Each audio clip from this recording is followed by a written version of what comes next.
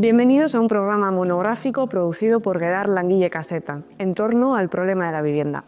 Nuestro objetivo hoy no es tanto hacer un análisis pormenorizado del problema de la vivienda en términos sociológicos o económicos, sino analizar cómo se desarrollan las diferentes intervenciones políticas en torno al problema de la vivienda. Es decir, el objetivo principal es ver cómo el conflicto, cómo la contradicción que surge del carácter contradictorio de la vivienda como un bien de mercado y la vivienda como un bien de primera necesidad, cómo ese conflicto puede utilizarse para alimentar una alternativa política que en última instancia acabe con este carácter contradictorio.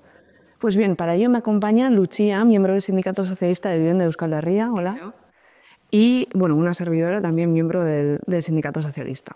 Bien. Estos últimos meses se está hablando mucho de este tema, del tema de la vivienda, y podemos decir que esto se da debido a una conjunción de diferentes factores, ¿no? Por un lado está el evidente aumento del problema de la vivienda en términos económicos y sociales, pero también un aumento en la percepción social de este problema, como reflejan los propios datos del CIS, que sitúan la vivienda en puestos cada vez más altos entre las principales preocupaciones de la población a nivel estatal. También hay que situar aquí la iniciativa política de diferentes sindicatos de vivienda y colectivos que han fomentado diversas manifestaciones y protestas poniendo el tema en la agenda política, pero tampoco podemos dejar de lado la iniciativa o el papel de diversos partidos políticos de izquierdas que han utilizado también este tema, este problema social, para de alguna manera acelerar ciertas reformas que se vienen planteando y también utilizar en términos electorales el propio problema de la vivienda, ya que en ciertas circunstancias puede servir para de alguna manera reflejar ciertas diferencias que luego programáticamente realmente no existen, ¿no? Entonces se han lanzado muchas consignas, se han lanzado muchas propuestas de reforma.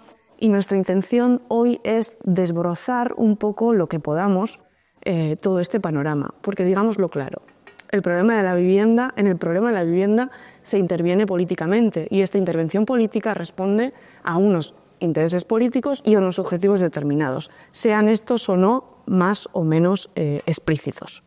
Bueno, Lucía, para trabajar sobre este tema vamos a dividir este rato que tenemos juntas en 3 bloques. En el primero lo que haremos será tratar de clarificar los principales conceptos que existen en torno al problema de la vivienda. En el segundo analizaremos las diversas intervenciones políticas y las coordenadas estratégico-políticas desde las cuales se plantean.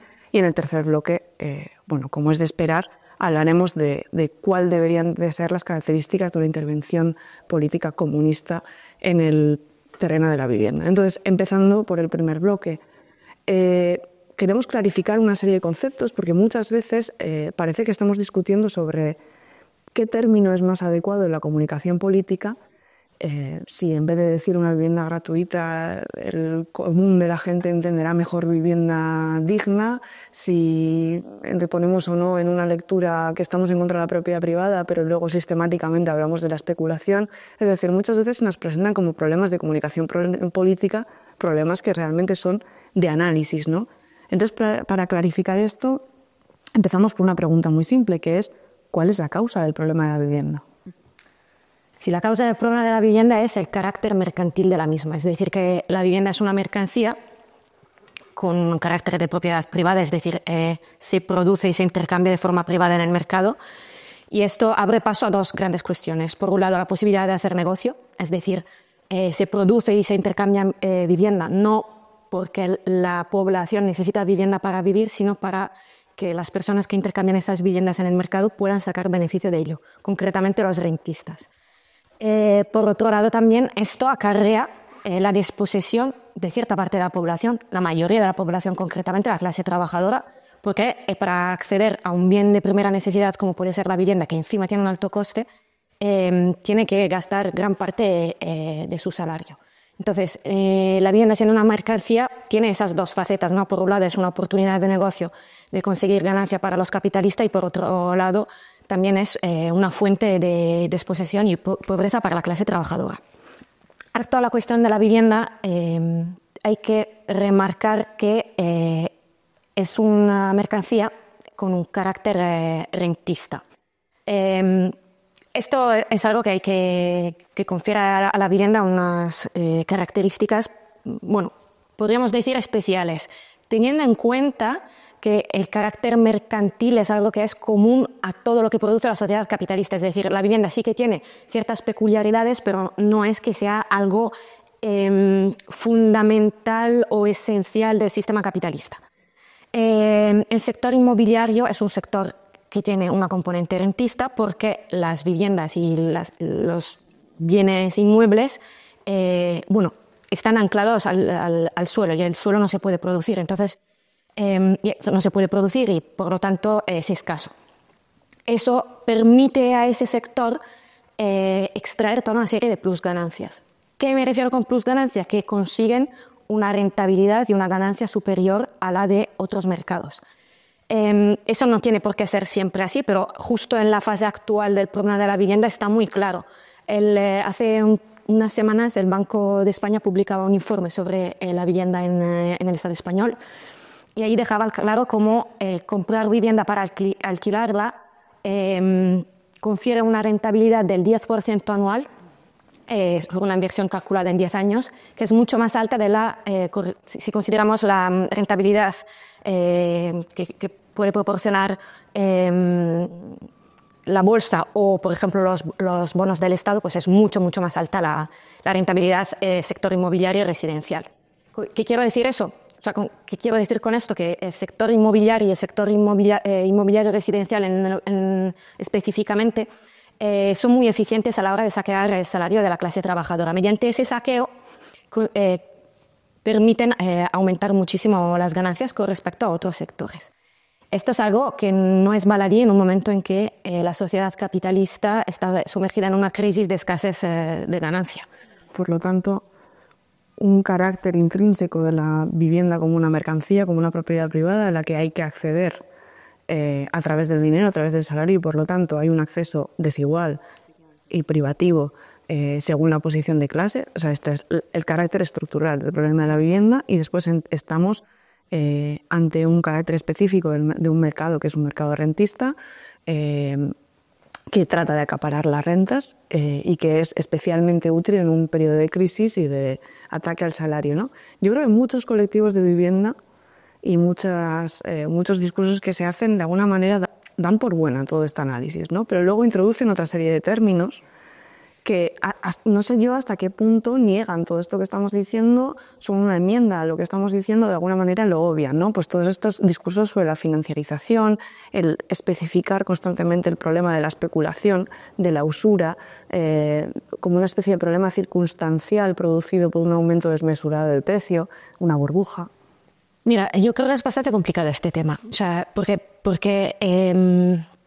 creo que es, o sea, a ver, hay como dos vertientes. Por un lado, hay colectivos que utilizan estos temas de forma con la mejor intención del mundo. O sea, de verdad entienden la especulación como un problema estructural. El problema es que no son conscientes de la otra cara de la moneda, porque si el problema estructural es la especulación y se entiende la mercantilización de la vivienda simplemente como la especulación, entonces nosotros estamos señalando una cuestión del sistema capitalista, pero no estamos señalando toda la formación social burguesa. Y esto es el problema que tienen. O sea, cuando digo que es complejo, me refiero a eso, o sea, a que tienden a señalarlo como una cuestión estructural, obviando la cuestión estructural. No sé si me he explicado. Sí. Porque para ellos sí que es una cuestión estructural. El problema es qué es la estructura que entienden o qué es la estructura que se entiende detrás de esa especulación, de esa financiarización. Se entiende que la estructura o el sistema es, pues eso, la especulación, la usura, los fondos buitres, la finanza, y que por lo tanto, pues, ¿qué le vamos a contraponer a esos precios excesivos, ¿no? O a esas sobreganancias? Le vamos a contraponer, pues, precios justos, le vamos a contraponer vivienda digna, que vivienda digna no tiene por qué ser vivienda desmercantilizada. Una vivienda desmercantilizada no es una vivienda que no se intercambia en el mercado. De todas formas, hablaremos de eso luego, porque sí que le confieren un carácter táctico a esas proclamas, de alguna manera, dentro de una lógica transformadora, etcétera, que luego analizaremos. Pero bueno, si ya tenemos clarificada la raíz del problema, deberíamos avanzar en definir cuál es la solución, es decir, cuál es el reverso de esto que estamos planteando. Pues el reverso, y en esto estarían de acuerdo muchos colectivos de vivienda, y aquí hay que decirlo, El reverso es la desmercantilización de la vivienda. El problema, y aquí es en que a menudo no estamos de acuerdo, el problema es que la desmercantilización de la vivienda no es simplemente un proclama que tú echas al aire. La desmercantilización de la vivienda implica que la vivienda no es una mercancía y toda la cadena del valor que está detrás de la vivienda no es una mercancía. Eso implica que la riqueza de la sociedad no es una mercancía. Eso quiere decir que nos estamos moviendo en un sistema completamente diferente del sistema capitalista. Y para poder conseguir ese objetivo hay que, evidentemente, revertir completamente la dinámica social, hacer una revolución. Hay una solución total, permanente y universal al problema de la vivienda, que es la que hemos descrito, y por otro lado, evidentemente, existe la posibilidad, dependiendo de la correlación de fuerzas, dependiendo del momento político, del momento de acumulación capitalista que se vive, de posibles reformas parciales, que pueden ser mejoras que no son generalizables en este tipo de luchas, que suelen favorecer a un sector sobre otro. Yo creo que el debate que se está abriendo ahora a nivel social sobre el problema de la vivienda es un buen ejemplo de ello. Es decir, se pone el foco en cuestiones muy relevantes y que son expresiones del proceso de proletarización en el ámbito de la vivienda, como es la emancipación juvenil, la imposibilidad de emanciparse, etc. Pero de nuevo se está haciendo una fenomenología de clase media y una fenomenología de la proletarización de las clases medias, y parece que otras cuestiones como pues, la permanente exclusión de parte del proletariado del acceso mismo a una vivienda, pues son cuestiones que se obvian o se relegan a otra posición política, ¿no? Por lo tanto, para nosotros la perspectiva debería de ser de que el debate no puede relegarse a esta segunda parte, al debate sobre exclusivamente qué tipos de mejoras podrían llevarse a cabo, que es un debate que debe darse, pero que está intrínsecamente ligado a la primera parte del debate, que es cuál es la estructura del problema y cuál es la forma de revertirlo, ¿no? Pues bien, Lucía, si te parece, entramos en el segundo bloque, que sería hablar un poco de qué intervenciones políticas podemos ver que existen hoy en día en el problema de la vivienda. Y empezamos por el más obvio, que sería básicamente el marco parlamentario, el marco de las diferentes posiciones de izquierdas con representación parlamentaria, ¿no? Y yo creo que lo primero que tenemos que decir aquí es que hay una lógica general, que podríamos llamar la lógica gestión-oposición, una dinámica de gestión-oposición en la que vemos que se promulgan diferentes ideas, diferentes discursos, según se esté en un puesto o se esté en otro. No es una idea muy innovadora, pero yo creo que es importante recordarla. Por dar algunos ejemplos, tenemos a un partido como Podemos, que ha estado en la vicepresidencia del Gobierno, que intentó sacar adelante una ley de vivienda que luego al final salió cuando estaba aún en una posición todavía de mayor minoría, y ahora que está en una posición de marginalidad política y fuera del Gobierno, pues se dedica a tratar de generar un espacio político propio a través de proclamas más radicales en el ámbito de la vivienda, como radicales, o algo más de lo que era cuando estaba en la vicepresidencia, como puede ser la bajada de los alquileres de un 40%, ¿no? O me viene a la mente también otro ejemplo, como podría ser, en el caso de H. Bildu, yo creo que es todavía más obvio, sobre todo porque tenemos la casuística de que no está en la Eusko Jaurlaritza, pero sin embargo está en diferentes municipios y sobre todo ahora el caso de Navarra, ¿no? Entonces, pues como por ejemplo en Bilbao hace un año o algo así se dio la muerte de una persona que vivía en la calle en situación de sinhogarismo, y como la izquierda abertzale al conjunto convocó una concentración, y sin embargo se dio la misma situación hace pocos meses en Iruña, ciudad en la que tiene una alcaldía, y no se dio ningún tipo de contestación social por parte de este espacio político, ¿no? Entonces, lo que nos dicen estos ejemplos, por un lado, es que no nos podemos fiar de los programas políticos que se hacen, porque muchas veces son ficciones, pero bueno, también nos dicen otras cosas, ¿no? Sí, mira, esa dinámica que has estado describiendo a mí me parece una dinámica totalmente pervertida. Porque en la fase de oposición generan toda una serie de expectativas y de proclamas que luego, en el momento en que llegan a la gestión, es que literalmente se traicionan de forma constante. Porque encima, en la dinámica de oposición, y en los últimos años esto se ha visto de forma muy, muy clara, reclaman que haya una unión de las diferentes fuerzas sociales, ¿no?, en contra del enemigo derechista, diciendo que bueno, el problema también es un problema de gestión. Entonces, cambiando eso, uniéndonos, si vamos a conseguir el gobierno, pues vamos a mejorar, ¿no?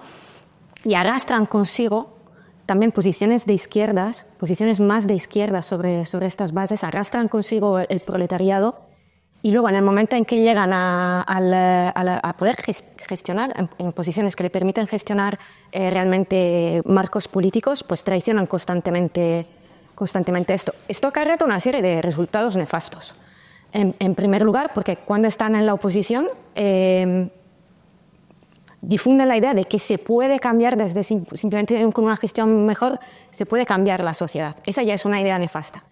Y en segundo lugar, porque en el momento en que están en la gestión y a través de esas constantes traiciones generan desilusión y desmovilización dentro de la sociedad y de forma aún más aguda dentro del proletariado, porque las expectativas de mejora que puede tener el proletariado son constantemente traicionada por parte de la socialdemocracia. Es que el proletariado nunca es parte de su proyecto político, o sea, de sus proclamas políticos. Y no simplemente se ignora, sino que se ataca el proletariado. Lo hemos visto con Bildu hace unos pocos días, equivocándose en la votación de la enmienda a la ley del PNV. O en la reforma de la RGI también, ¿no? O sea, de alguna manera podríamos resumirlo de la forma en la que esta posición oportunista, que no es exclusiva de la izquierda, ni muchísimo menos, esta posición oportunista plantea la intervención en el problema de la vivienda desde la perspectiva o desde el objetivo de llegar a la gestión. Entonces, este es el objetivo prioritario, pero además, como comentabas, el efecto político que produce esto, incluso cuando se hace desde presupuestos o discursos más o menos progresistas, el efecto político es el de la desmovilización, el ejemplo que hemos dado de Iruña, pero también el de mover el tablero político cada vez más hacia la derecha, porque se nos olvida constantemente una cuestión que es que de esta especie de análisis o de estas estrategias es siempre ausente, que es el contexto de crisis. Es decir, tu iniciativa política no flota en el aire, está en un contexto, tu estrategia no flota en el aire, está en un contexto donde se dan ciertas dinámicas sociales y políticas que no son ajenas a ti, pero que funcionan independientemente de lo que tú hagas. Por lo tanto, hay un proceso de derechización de la política, de reducción del presupuesto público, de aumento del presupuesto bélico. Entonces, este es el marco en el que insertas tu estrategia. Y, además, como comentabas, hay un límite a esta estrategia de reforma o de promesa de reforma, etcétera, un límite interno, un límite externo, pero también hay un límite interno, porque es que son partidos que ya no es que sea un oportunismo en defensa de los intereses del proletariado, que de forma populista habla en favor, es que ya es el gran olvidado de la política parlamentaria, hasta el punto en el que da absolutamente igual que te equivoques en una votación que permite unos desalojos, desahucios, muchísimo más rápidos en casos de ocupación. Da igual porque no es parte programática de tu partido y, sobre todo, no es parte del sentido común de izquierdas de tu base social, a la que cada vez le importa menos que a esas medidas se les abra la puerta, ¿no? Y yendo un poquito más hacia adelante, porque podríamos hablar mucho más de esto, pero yo creo que es interesante analizar otro tipo de paradigmas en la intervención de política en el problema de la vivienda. Existen otras organizaciones que no son parlamentarias, que no tienen como objetivo explícito, como hemos estado hablando hasta ahora, llegar a la gestión del gobierno burgués, que tienen objetivos transformadores, una voluntad transformadora. Estamos hablando de sindicatos de inquilinos, por ejemplo, ¿no? ¿Cómo podría definirse su intervención política en el ámbito de la vivienda? A ver, aquí exactamente como cuando he estado hablando sobre la financiarización, que dije como una diferenciación entre cómo pueden percibirse y lo que efectivamente hay detrás de esa percepción.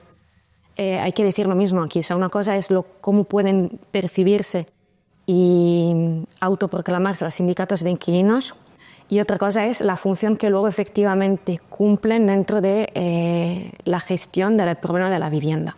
Y también porque son espacios unitarios, ¿no? Donde un gran elemento de heterogeneidad. Muy gran elemento de heterogeneidad que se reivindica a nivel estratégico, además. Eso es. O sea, a ver, tienen posiciones radicales, yo creo que eso se les puede reconocer en general, como en los proclamas por lo menos hablan de desmercantilización de la vivienda, pero esa desmercantilización se utiliza como recurso agitativo en general, no se explica qué es esa desmercantilización de la vivienda.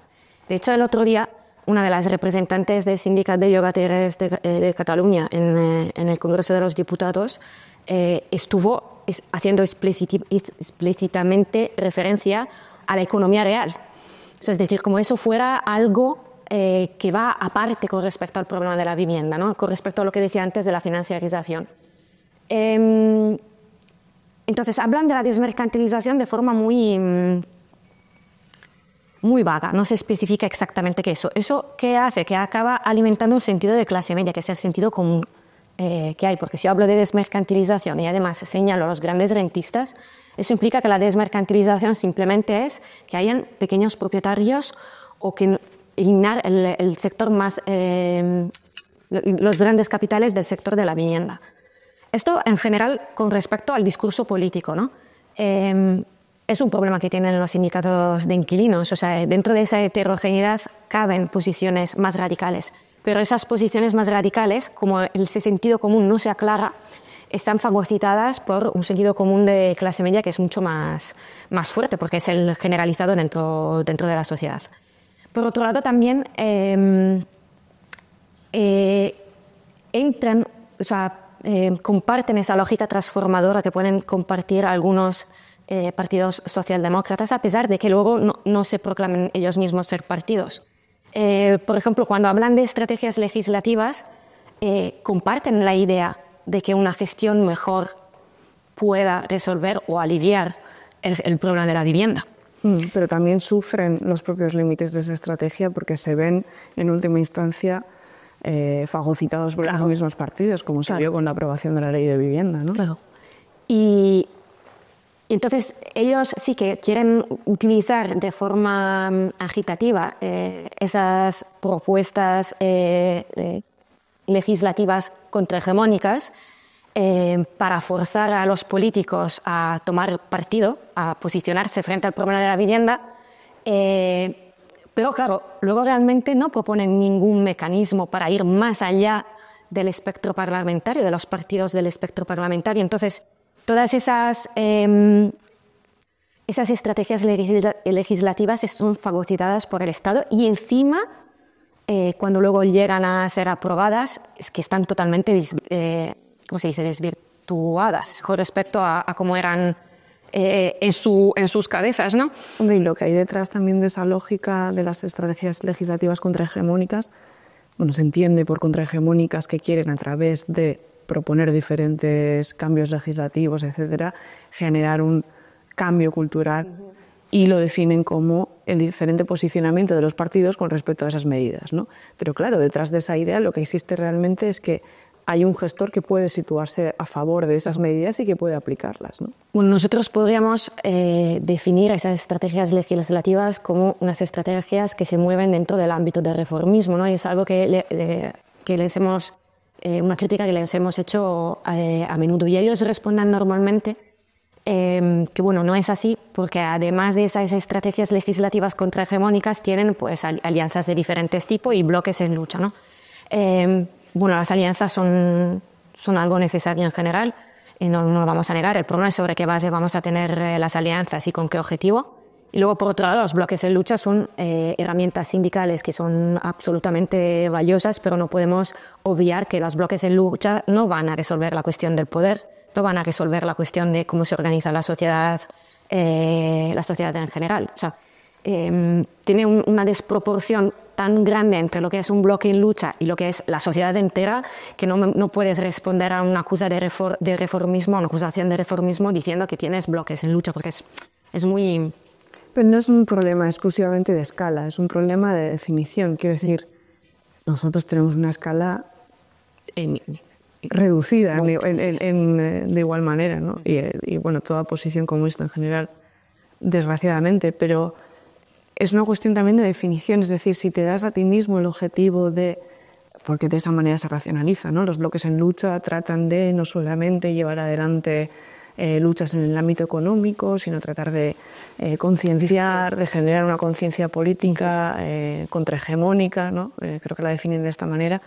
Claro, aquí la pregunta es, ¿pero qué conciencia política contrahegemónica puedes crear? ¿Sobre qué bases? Si esas bases luego no están acordadas, si es un espacio heterogéneo, si es un espacio y se pretende que sea así, que no sabe, y se pretende que sea así, se pretende como algo positivo, que no descartamos la posibilidad de que haya ese tipo de espacios, ¿no? Pero la cuestión es que se relegan constantemente ciertas tareas, es decir, si hay que hacer una guerra cultural contrahegemónica, como se le quiera llamar, ¿sobre qué bases se hace esto? Y si esas bases son aquellas medidas que nos planteamos como tácticas, aquellas mejoras parciales, aquellos discursos que planteamos como mediáticamente más útiles, pero que realmente todo ello sirve casi exclusivamente a la lógica política de las clases medias en proletarización, entonces el sentido común que estamos generando en bloques en lucha, en la actividad política que hagamos en medios de comunicación, haciendo actividad de guerrilla comunicativa, todo ese sentido común es principalmente un sentido común de clases medias, ¿no? Y yo creo, complementando un poco lo que decías, muchas veces desde los sindicatos de inquilinos se reconocen como un sector parcial, es decir, nosotros somos un sector de la lucha parcial de la vivienda, esto lo palían relativamente dicen paliarlo relativamente con diferentes alianzas con otros sectores, pero de alguna manera yo creo que hay una idea que queremos poner sobre la mesa como movimiento socialista, es que estos sindicatos dicen, bueno, nosotros hacemos nuestra contribución al movimiento obrero a través de la lucha por la vivienda, ¿no? Y las tareas revolucionarias corresponden a otros. Entonces, claro, yo digo, pero entonces, ¿quién se hace cargo de las tareas revolucionarias? Es decir, si no hay conexión ninguna entre las vías, las tareas necesarias, las vías políticas y organizativas necesarias para que una desmercantilización de la vivienda sea posible, y las proclamas particulares que se están haciendo desde el sindicalismo, pues bueno, en el mejor de los casos, ese sindicalismo lo que está haciendo es mover el avispero de un movimiento obrero, radicalizarlo, generar una conciencia de lucha, no es negativo, pero de nuevo estamos constantemente relegando las tareas revolucionarias, y sobre todo yo creo que son paradigmas que se han quedado en la izquierda una vez que ha desaparecido un foco comunista, una organización comunista más o menos estructurada, que podrían ser válidas en un momento álgido del movimiento obrero, podrían ser válidas mientras existieran otra serie de partidos, otra serie de organizaciones que estuvieran haciéndose cargo de estas tareas partidarias, ¿no? Pero que son absolutamente impotentes en un movimiento obrero que está mermando en una situación de crisis económica, de ofensiva económica y política contra el proletariado, y en ese sentido, pues de alguna manera dejamos en manos de otros que se organice la sociedad sobre bases comunistas y no que se siga organizando sobre conceptos de consenso, conceptos que son socialmente más aceptables, etc. Y en algún momento hay que empezar esa tarea, ¿no? Bueno, y muy relacionado con esto último que estábamos hablando, hay un último espacio de intervención política en el problema de la vivienda que habría que trabajar, que podríamos denominar como un espacio anticapitalista radical, es decir, que comparte la necesidad de abolir la propiedad privada, es decir, tiene unos objetivos, unos fines anticapitalistas, trabaja además, tiene la pretensión de superar otros límites que ha habido en otros espacios políticos, y para ello trabaja codo con codo con el proletariado, y para nosotros, de la misma manera que estamos hablando antes sobre el sindicato de inquilinos, para nosotros es positivo. Estas tareas son positivas porque dinamizan el movimiento obrero, pueden generar posiciones más radicales y sobre todo alimentan una experiencia de lucha entre la clase trabajadora que es positiva, ¿no? Para nosotros el problema está muy relacionado con el anterior. El problema es a la forma de hacer política, ¿no? Es decir, a quién se hace cargo de las mediaciones que hay entre abolir la propiedad privada y parar un desahucio en mi barrio, ¿no? Eso es lo de siempre, o sea, son propuestas que a pesar de tener proclamas políticos luego no hacen política. A efectos prácticos, quiero decir, realmente acaban sin hacerlo. ¿Qué pasa eso? Que si tú no te encargas de eso, no es que esa tarea no se vaya haciendo, la van a hacer otros, y concretamente los partidos parlamentarios. Van a apropiarse de las luchas o de la movilización que has creado para aumentar sus propias lógicas partidistas y reformistas. Y esto es algo que, a pesar de... O sea, tú puedes hablar de desmercantilización de la vivienda y quedarte a gusto. Pero si luego no te encargas de llevarlo hasta las últimas consecuencias, lo van a hacer otros y lo van a hacer en dirección contraria. Y esto yo creo que es la crítica principal que se les puede hacer. Claro. Partiendo del presupuesto que lo que están haciendo es totalmente valioso, ¿eh?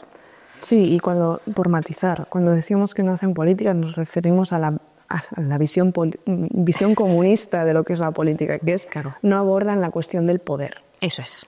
Es decir, se puede hablar de la desmercantilización de la vivienda, pero si ante esa proclama la única forma que tengo de responder a cómo es decir mi sindicato de barrio, o la escala que fuera, mi sindicato de ciudad, mi sindicato de Euskal Herria, sigue siendo lo mismo. Claro, tenemos una pata coja, porque no estamos respondiendo a la cuestión del poder, y ahí va a rellenar el hueco pues todas las alternativas parlamentarias que dicen, bueno, según la aritmética parlamentaria te voy a hacer más o menos casito con la radicalidad del discurso que tú tengas, pero en cualquier caso a la cuestión del poder sigo respondiendo yo. Y la cuestión del poder es, vótame a mí, que soy mejor gestor, dentro de todo el marco del Estado burgués y sus limitaciones, ¿no? Y aunque creen entre sus propios barrios un sentido contrario a la política parlamentaria, eso luego no revierte en una política positiva. Claro, es independiente a su voluntad. No estamos hablando de que es una cuestión de voluntad, sino que al final en política, desgraciadamente, no premia ni la coherencia ni la buena voluntad. En política premia el poder. Premia la capacidad que tiene uno de imponer las ideas. Pueden parecer palabras muy gordas, pero realmente es así. O sea, son esferas de poder, es la capacidad que tú tienes de imponer un marco de comprensión y de llevarlo a cabo, de traducirlo organizativamente, etcétera, ¿no? Bien, pues estaríamos en posición de pasar al tercer y último bloque, que sería en torno a caracterizar un poco en qué consistiría una intervención política comunista en el ámbito de la vivienda. Venimos de hablar de diferentes cosas que quiero remarcar, que es la primera cuestión, que hace falta claridad sobre cuáles son las causas del problema y cuál es la forma de revertir este problema, que las estrategias que desarrollamos tienen que estar en coherencia con las respuestas que hemos dado a estas preguntas y que tienen que generar mediaciones útiles para que los objetivos puedan cumplirse, ¿no? Entonces, que no es tanto una discusión que es interesante también sobre los medios de la lucha, sobre las reivindicaciones, pero que estas también son en gran medida muy relativas a la posición política que uno tenga, al desarrollo organizativo que uno tenga, al desarrollo del nivel de conciencia que exista entre la clase trabajadora. Por lo tanto, empezando por aquí, la intervención política en el ámbito de la vivienda está sujeta a unos objetivos. En nuestro caso, ¿cuáles serían estos objetivos? Nuestro objetivo es conseguir la desmercantilización de la vivienda, pero conseguirla de verdad. O sea, no simplemente utilizarlo como un programa. ¿Qué significa la desmercantilización de la vivienda? Significa el proletariado en el poder, significa el proletariado con su Estado propio, un Estado socialista, que pueda hacer que la vivienda sea gratuita, universal y de calidad. Para conseguir ese objetivo, el Estado socialista, hace falta un proletariado organizado potente y hace falta un partido comunista organizado a escala internacional. Estos son los objetivos generales a los que tienes que estar subordinado toda la intervención que hagamos en el problema de la vivienda. Porque solo mediante esas dos cosas, el Partido Comunista y el Estado socialista podremos conseguir una vivienda universal, gratuita y de calidad, es decir, una vivienda desmercantilizada. Porque, repito, desmercantilizar no significa quitarla simplemente a los fondos buitre. Significa eliminar su carácter mercantil. Y todo esto puede parecer muy genérico, muy abstracto, que lo es y se va clarificando a medida que se da un avance político y organizativo, pero en la fase actual esto tiene que tener una serie de repercusiones, repercute inmediatamente en las tareas que tenemos en la actualidad, ¿no? Y en este sentido yo quiero dejar claro que cuando hablamos de que la guerra cultural y la construcción partidaria son las dos tareas principales que nos corresponden a esta fase política de construcción del Partido Comunista, que esto tiene traducciones inmediatas y absolutamente particulares, y al final eso es una política, discutir de qué manera esas diferentes coyunturas que se nos abren, diferentes consignas que lanzamos, son coherentes o no con los objetivos que nos planteamos, ¿no? Entonces, la fase que tenemos ahora mismo es de guerra cultural, es decir, de avanzar posiciones frente a una ola reaccionaria, frente a una guerra cultural por parte de posiciones reaccionarias y de construcción partidaria. No estamos en una fase ofensiva, no. Y en este sentido creo que a veces se suele utilizar, quizás de forma retórica, en los movimientos por la vivienda, esta cuestión de la ofensiva contra los rentistas, etc. No descartamos que la retórica pueda servir como elemento agitativo, pero a veces puede generar una distorsión en el análisis. No estamos en una fase ofensiva. La mayoría de las luchas que desarrollamos en el ámbito de la vivienda son, en primer lugar, defensivas, es decir, contra la regresión de las condiciones de vida.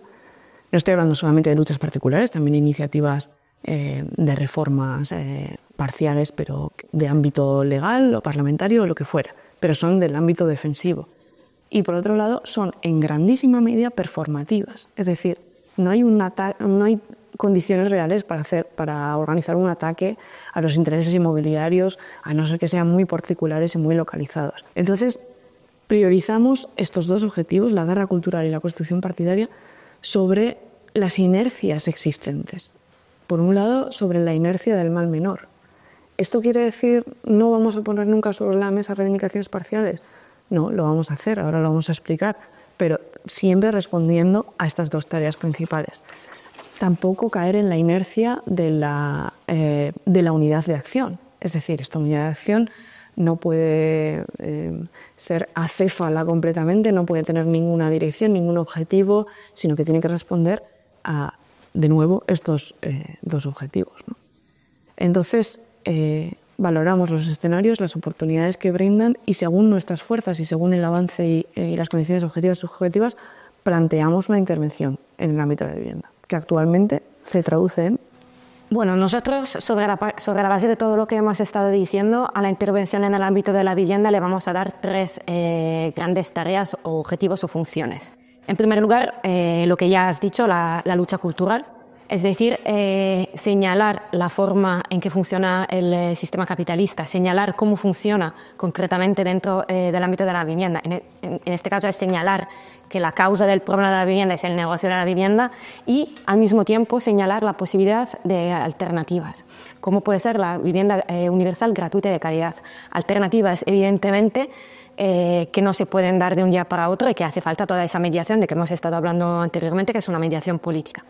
En segundo lugar, también lo que has estado desarrollando, que es defender las condiciones de vida del proletariado, luchas básicamente en el ámbito de la vivienda, participar directamente en las luchas en el ámbito de la vivienda, porque señalar las alternativas no se hace sobre la base de la nada, sino también sobre la base de demostrar la efectividad de la lucha. Y la tercera función sería la de crear instituciones proletarias que vayan alimentando la construcción del Partido Comunista. Pues en este contexto, concretamente, tal y como se está planteando la cuestión de la vivienda, es fundamental para la lucha cultural señalar el negocio de la vivienda. Señalar y decir claramente que el problema de la vivienda, la causa del problema de la vivienda es el negocio de la vivienda. Esto es muy importante, sobre todo si tenemos en consideración las medidas que están proponiendo los partidos de todo el espectro parlamentario, que son medidas que en última instancia sirven para reforzar el negocio de la vivienda. Y estoy hablando desde las zonas tensionadas hasta ayudas fiscales para los propietarios o la misma construcción de viviendas asequibles. Todas estas medidas son medidas que, lejos de aliviar el problema de la vivienda, lo vuelven a alimentar. Y esto básicamente porque dan por hecho que el problema de la vivienda deriva de una escasez de oferta, básicamente. Claro, y en este contexto ahí es precisamente donde queremos intervenir y tratar de cambiar un sentido común bastante arraigado, ¿no? Que el problema es un problema de escasez de vivienda y sobre todo cómo los políticos están utilizando la preocupación social en torno al problema de la vivienda para tomar todos esos paquetes de medidas que vienen a reforzar el papel de la vivienda como una mercancía, de la vivienda como un bien especulativo y de alguna manera a reforzar también todas las tendencias que subyacen todo esto, que es toda la tendencia de proletarización, ¿no? O sea, el que partidos de izquierda su mayor aspiración sea decir que van a construir 1.000, 2.000, 3.000 viviendas sociales más, esto lo que hace es fijar una tendencia, dos tendencias en concreto, que es, por un lado, el proceso de empobrecimiento de toda la clase trabajadora y el hecho mismo de que cada vez más personas van a necesitar acudir a una vivienda social, y por otro lado, la colaboración público-privada, es decir, la financiación pública del sector inmobiliario privado, ¿no? Y intervenimos aquí para decir, bueno, hay otra opción. Lo que se nos presenta como absolutamente ineludible, como la única solución, que es fomentar la oferta para solucionar el problema, es el marco exclusivamente capitalista en el que están imbuidos todos los partidos. Pero hay otra solución que no excluye la posibilidad de tomar medidas transicionales, medidas paliativas, medidas que son parches, que no solucionan el problema universalmente, pero hay otra opción, que es el ataque a la ganancia. Y ahí podemos discutir sobre las diferentes propuestas, proclamas que se pueden lanzar, como por ejemplo la expropiación de las viviendas. Es decir, el hecho mismo de que haya miles de viviendas vacías y gente sin viviendas es precisamente una irracionalidad, una contradicción que existe porque se permite el negocio capitalista.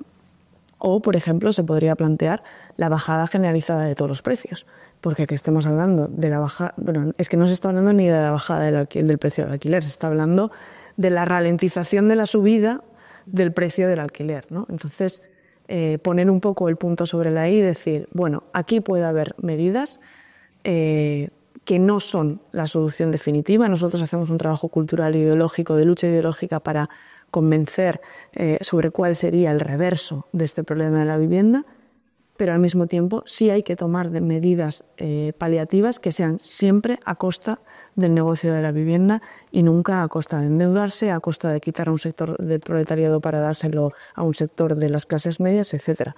Porque hemos pasado de un principio de izquierda redistributivo, de quitarle al que más tiene para darle al que menos tiene, a un principio que es endeudar al común de los mortales para darle a las clases medias en proletarización, cosa que es absolutamente absurda, ¿no? Bueno, absurda no es desde la perspectiva de partidos políticos que responden a los intereses de las clases medias, ¿no? Sobre estas bases, sobre la necesidad de señalar el negocio de la vivienda, sobre la necesidad de tomar medidas de urgencia que sean siempre a costa del negocio de la vivienda, también sobre la idea del necesario señalamiento de los partidos políticos profesionales de todo el arco parlamentario, sobre su complicidad en esta financiación del negocio de la vivienda, y también sobre la defensa del derecho universal, del acceso universal a la vivienda, pues hemos convocado una movilización el 14 de diciembre en Bilbao, junto con el resto de los sindicatos de vivienda en Euskal Herria, siguiendo un poco la dinámica que hay a nivel de Estado de diferentes convocatorias, pero como digo, sobre estas proclamas. Entonces, desde aquí, para terminar, gracias Lucía, queríamos lanzar un llamamiento a acudir a esta manifestación el 14 de diciembre en Bilbao, una manifestación que saldrá a la 1:00 del mediodía desde la Plaza Elíptica. Nos vemos allí. Un saludo.